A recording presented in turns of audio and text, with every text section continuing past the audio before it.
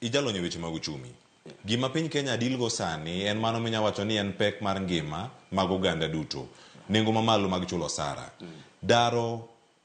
bede migepe 47 jotich matiyo kacha mondo tere migepe mamoko. En paro mariek koso machal nade e reso uchumi kata wechegi mag osara. Pogruok ni kanye. Ogoli ka bede migepe 47 iteri kama chielo. Piny Kenya bedo kama chal nade ka joka ema podo ka oter kama chielo koni to migepe gi ema koro ero oruchi. Adwa wacho ni gima baradier monda konyi gini ni se penjo wuoi ni penjo maber kabisa to nikech en obiro ka nie yanyo president e gima no kelo okwayanyo mimi no kada wawacho ni wacha gima en nikech penjo mi penjo monda konye duoko penjo mi penjo ni se penje to tame duoko ka to dokta ta giduogi ikawe iwinjo gima duong machende Kenya okeno suru usuru to nyaka wachul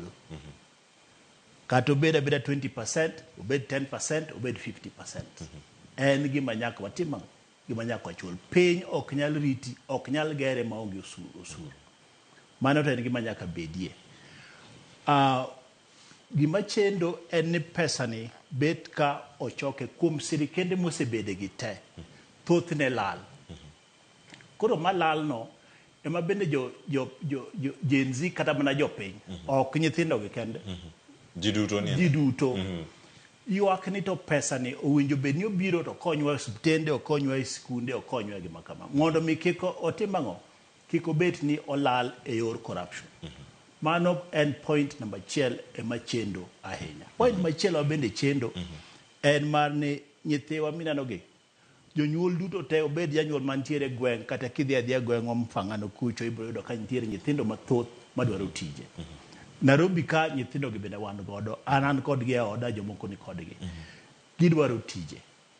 mano bende achiel kuom gima chendo milu wacho ni unemployment to paro mai ka okantie kan en paro mariek makora nyisi emenyendo kanyo president obiro to wacho ni yes ka wacho ni bill makoro keto ni medo usuru malo kare koro watibango wakete thenge to machielo kuom gik mabende adwa timo en ni mondo mi apog migepe moko mondo dog piny nikech koro kwadwa tiyo gi finance bill ma 2023-2024 cha bro chuno ni wati gi pesa matin koro chuno ni nyaka wagol migepe mokango ok en kumo gole assistant ministers ka gi chiwo paro ni miyauru thuolo mondo ambe adhi timango ane kaka nyalo loso sirikal machielo manyalo bedo gi nengo mapiny mondo mi pesa cho timango orom ok en gimoro michiwa maete paro ni chiw kawuono to ni isengado koni to daktari kigolo ji 100 mane nitie bede migepe 47 gi ikeo gi kende migepe mamoko mano dongi no osara pod didong kamano koso di chalo onge kumokegi nikech wach jogi ok diwito tijegi onge kumokegie nikech ing'e ni machato program mopogore mar mondo mi odwok nikech kambi ka kambi nigi migepe mang'eny moloyo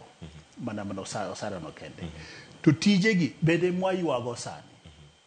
nikech ok wanyal bet ni waloso chumi to wagolo jiamo wagolo ji tije in nyithindo ge ywak ni gidwaro tije jonyuol gi bende dwaro tije koro udu gol ji e tije mondo koro ka watimango warit sirikal koro chuno ni nyaka gigi obed rationalized mago bende gik ma president wacho ni odhi timo to wan nyaka wami president thuolo ok biro ka nie gayenje madongo mosiepna ni Dr. Ete dwareno gimidamedo